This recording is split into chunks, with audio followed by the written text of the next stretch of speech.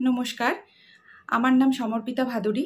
আমি গত ২৬শে এপ্রিল রায়গঞ্জ লোকসভা কেন্দ্রের ইলেকশনে সেকেন্ড পোলিং অফিসার হিসেবে দায়িত্ব পালন করেছি।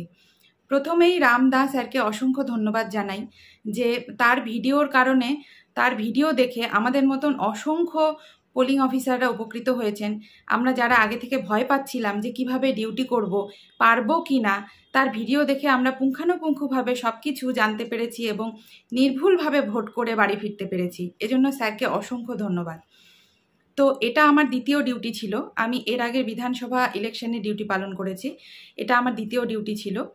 তো অভিজ্ঞতা হিসেবে বলি, প্রচণ্ড গরম ছিল, স্বাভাবিক।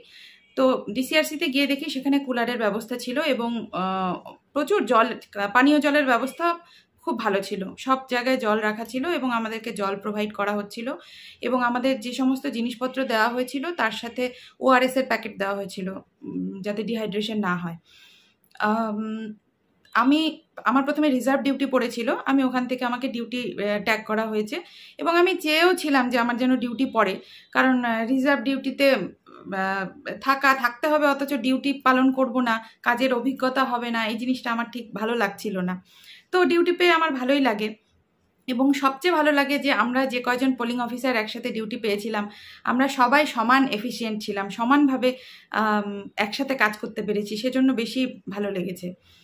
তো মেশিন এবং মালপত্র যখন আমরা নিলাম ডিসি থেকে, আমরা মেশিন চেক করে নিয়েছিলাম। তখন আমাদের সেক্টর অফিসার সামনে ছিলেন এবং আমরা তার সামনেই মেশিন সিইউটা খুলে চেক করে নিয়েছিলাম যে চার্জ ঠিকঠাক আছে কিনা এবং ডেট এবং টাইম ঠিকঠাক দেখাচ্ছে কিনা, সেটা আমরা চেক করে নিয়েছিলাম। অনেকে চেক করে নিয়েছিল না, কিন্তু আমরা নিয়েছিলাম যে যেন কোনো সমস্যা, ভোট কেন্দ্রে গিয়ে যেন কোনো সমস্যা না হয়। যেটা অসুবিধে হয়েছিল সেটা হয়েছিল পুলিশ ট্যাগিংয়ে। পুলিশ ট্যাগিংয়ের ওখানে আমরা 3 বার গেছি, গিয়ে দেখি যে মাস্টারমশাইদের লাইন, বিশাল ভিড় ওখানে, মানে কোনো লাইন নেই, যে যেমন পারছে সে তেমন ঘাড়ের উপর হুমড়ি খেয়ে ওখানে গিয়ে ট্যাগিংয়ের চেষ্টা করছে। তো আমরা অনেক রিকোয়েস্ট করি সবাইকে যে আমাদেরকে একটু জায়গা করে দিন, আপনারা একটা লাইন দিন, আমরা একটু ফিমেলরা একটু আলাদা লাইনে দিই, নয়তো আমরা তো ধাক্কাধাক্কি করে ভেতরে ঢুকতে পারবো না। তো যথারীতি ভিড়ের মধ্যে কেউ কারো কথা শোনেনি। তো আমরা হতাশ হয়ে ফিরে আসি যে না, একটু দেরি করি, আর একটু পরে যাই, দেখি যদি একটু ফাঁকা হয়। এভাবে 3 বার ঘোরার পরেও আমাদের কোনো লাভ হয় না।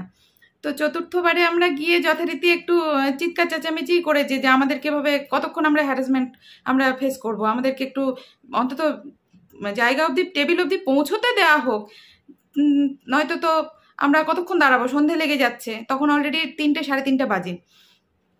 তো যাই হোক, এভাবে যখন টেবিল অবধি পৌঁছই তখন দেখি যে লিস্টে আমাদের নাম নেই। শুধু আমাদের না, কোনো ফিমেল বুথেরই নাম্বারটা ওখানে নেই।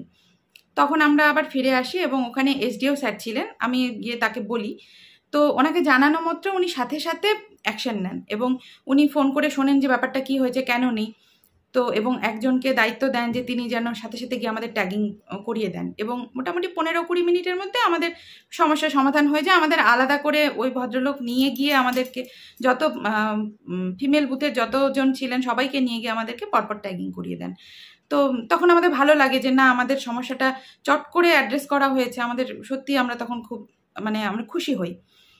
তো তখন আমাদের একজন female police, West Bengal police, female police দেওয়া হয়েছিল, সে আমাদের সাথে গাড়িতে করে যায় এবং অলরেডি কেন্দ্রীয় বাহিনী পোলিং স্টেশনে ওখানে আগে থেকেই ছিল। ওখানে গিয়ে দেখি যে আমরা সিসিটিভি লাগানো আছে, সেক্টর অফিসার আসেন এবং সিসিটিভি অন করা হয়, সব কিছু ঠিকঠাক হয়ে যায় এবং আমাদের কোনো মাইক্রো অবজারভার ছিল না। এবার বলি যেটা চেঞ্জ হয়েছে, আমি আগের বারেও ভোট করেছি, এবারে ভোটে যেটা চেঞ্জ হয়েছে সেটা বলার কারণ যে এরপরে যারা ভোট করতে যাবেন, এটা তো দ্বিতীয় দফার ভোট হলো, তৃতীয় দফায় যারা ভোট করতে যাবেন তাদের ক্ষেত্রে ভোটার স্লিপ, আমি সেকেন্ড পোলিং হিসেবে আমার কথাটা বলছি, সেকেন্ড পোলিংকে তো ভোটার স্লিপ ইস্যু করতে হয়। আগে যেমন ভোটার স্লিপের ইয়েলো বা পিঙ্ক কালারের এতটুকু স্লিপ দেওয়া হতো, যেটা থেকে কেটে কেটে আমরা দিতাম, ছিঁড়ে দিতাম। এবারে একটা বই করা হয়েছে, একটা পাতায় 8টা করে স্লিপ, একটা বইয়ের মধ্যে একটা পাতায় 8টা করে স্লিপ, ডটেড লাইন দেওয়া আছে যেখান থেকে ছিঁড়ে ছিঁড়ে ভোটারদেরকে দিতে হবে। তো সেটা দেখে আমার মনে হয়েছে যে এটাতে একটু দেরি হবে, কারণ আমাকে 8টা স্লিপের মধ্যে থেকে একটা ছিঁড়ে তারপরে দিতে হবে। তো আমি আগের দিন রাতেই সেগুলো ছিঁড়ে ছোট ছোট করে নাম্বারিং করে, যেমনটা স্যার ভিডিওতে বলেছিলেন, আমি খাতায় লিখে নিয়ে গেছিলাম যে কী করা উচিত আগের দিন। তো আগের দিন সবগুলো ডিস্টিংগুইশিং মার্ক বসিয়ে তারপরে সিগনেচার করে 800 মতন স্লিপ আমি ছিঁড়ে রেডি করে রেখেছিলাম। এক্ষেত্রে আপনারা বাড়ি থেকে যদি পেপার বাইন্ডার ক্লিপগুলো নিয়ে যান খুব উপকার হবে। আমাদের এক দিদি নিয়ে গেছিলো বাড়ি থেকে, তো সেটা খুব কাজে লেগেছে সেই ক্লিপ। আমি 100টা করে স্লিপ ওই পেপার ক্লিপ দিয়ে আটকে আটকে রেখে দিয়েছিলাম একটা বাক্সের মধ্যে ভরে। 800টা স্লিপ আমি রেডি করেছিলাম। আমাদের টোটাল ভোটার ছিল 1320। তো সেই জন্য মোটামুটি 800টা আগের দিন রাতে আমি রেডি করে রেখেছিলাম। পরের দিন 800টা শেষ হওয়ার পর বুঝেছি যে ভাগ্যিস 800টা রেডি করে রেখেছিলাম, নয়তো এখান থেকে একটা একটা করে ছিঁড়ে ছিঁড়ে দিতে অনেক সময় লাগছিল। তো এটা বলবো যে আপনারা পারলে ওই স্লিপগুলো আগে ছিঁড়ে রেখে দেবেন। আর একটা জিনিস হয়েছে, 17-এর রেজিস্টারটা আগে যেমন একটা বাইন্ডিং একটা রেজিস্টার টাইপ ছিল, এবার একটু পাতলা টাইপের আমাদের দুটো বই দেওয়া হয়েছিল, যেহেতু ভোটার বেশি ছিল। একটাতে 1000টা নাম এন্ট্রি হবে, আর একটা 500টা, 1500টার বই দেওয়া হয়েছিল। এবারে বইটা একটু পাতলা।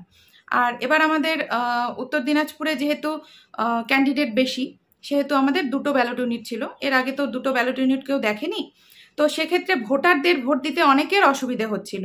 আমাদেরকে এসে তারা বারবার জিজ্ঞেস করছিলেন, অনেকে বয়স্ক মানুষ, অনেকে বোঝেন না, তারা বলছেন এখানে 2টো, এখানে কোথায় ভোট দেব, 2টোর মধ্যে কোনটাতে ভোট দেব, ওনারা ঠিক বুঝে উঠতে পারছিলেন না। তো সেক্ষেত্রে যে ওই ব্যালট ইউনিটের একটা ছবি দেওয়া একটা কাগজ যে আমাদেরকে প্রোভাইড করা হয়েছিল, যে কেউ না বুঝলে তাকে বুঝিয়ে দেওয়ার জন্য, সেক্ষেত্রে আমাদের প্রিসাইডিং অফিসার বারবার বুঝিয়ে দিচ্ছিলেন। এতে করে অনেক টাইম চলে যাচ্ছিল, কারণ স্বাভাবিক 2টো ব্যালট ইউনিট আগে কেউ দেখেনি। আর কিউ স্লিপের কথা বলি, কিউ স্লিপ আমাদেরকে দেওয়া হয়নি। অন্য কাউকে দেওয়া হয়েছে কিনা জানি না, আমাদেরকে পার্সোনালি কিউ স্লিপ দেওয়া হয়নি, এবং আমরা সেটা জানিয়েও ছিলাম। আমাদেরকে বলা হয় সাদা কাগজ কেটে কিউ স্লিপ বানিয়ে নিতে। তো আমাদের প্রিসাইডিং অফিসার যথারীতি 100টা মতন কিউ স্লিপ বানিয়ে রেখেছিলেন, কিন্তু আমাদের সেগুলো ইউজ হয়নি। আমরা খুব সুপারফাস্ট ভোট করেছি, এবং 6টা 10-এ আমাদের সমস্ত পোল কমপ্লিট হয়ে যায়। আমরা খুব তাড়াতাড়ি আরসিতে পৌঁছে যাই। এবং সবচেয়ে যেটা ভালো লেগেছিল, যে আমরা আরসিতে পৌঁছানোর পর পুরো আরসি টিম আমাদেরকে হাততালি দিয়ে স্বাগত জানিয়েছিল, যে আমরা এত তাড়াতাড়ি সঠিকভাবে ভোট করে বাড়ি ফিরতে পেরেছি। তো এই ভিডিওর মধ্যে দিয়ে আমি ফিমেল পোলিং পার্সোনালদের বলবো, এরপরে যারা ডিউটি করবেন ম্যাডামরা, আমরা তো একটু ভয় পাই যে নিরাপত্তা কেমন থাকবে। যারা বিশেষ করে আগে ডিউটি করিনি তাদের খুব ভয় থাকে কি হবে না হবে। তো পার্সোনালি আমরা কোনো রকম নিরাপত্তার অভাব বোধ করিনি, কারণ আমাদের মনে হয়েছে যে প্রশাসন আমাদেরকে নিয়ে বেশি চিন্তিত। কারণ আমাদের কোনো রকম অসুবিধা হলে তাদেরকেই সমস্যা ফেস করতে হবে। বারবার আমাদের খোঁজ নেওয়া হচ্ছিল, বারবার ফোন করা হচ্ছিল, বিভিন্ন স্যার এবং ম্যামরা বারবার ভিজিটে আসছিলেন যে কোনো রকম অসুবিধা হচ্ছে কিনা। তো আপনারা যারা পরবর্তীতে ডিউটি করবেন, তারা কোনো রকম অসুবিধে ফেস হলে ফোনে যোগাযোগ করুন, সেক্টরকে জানান। যে কোনো রকম অসুবিধে হলে তারা কিন্তু আমাদেরকে সম্পূর্ণ রকম সহযোগিতা করেছে। আমরা কোনো রকম প্রবলেম ফেস করিনি, এবং নিরাপত্তার অভাবও বোধ করিনি। কেন্দ্রীয় বাহিনী খুব ভালোভাবে আমাদেরকে গাইড করে আরসি অবধি মেশিন সমেত পৌঁছে দিয়েছে। তো এটাই বলার, যে সবাইকে আগাম শুভেচ্ছা রইল যারা দিদিমণিরা ডিউটি করবেন।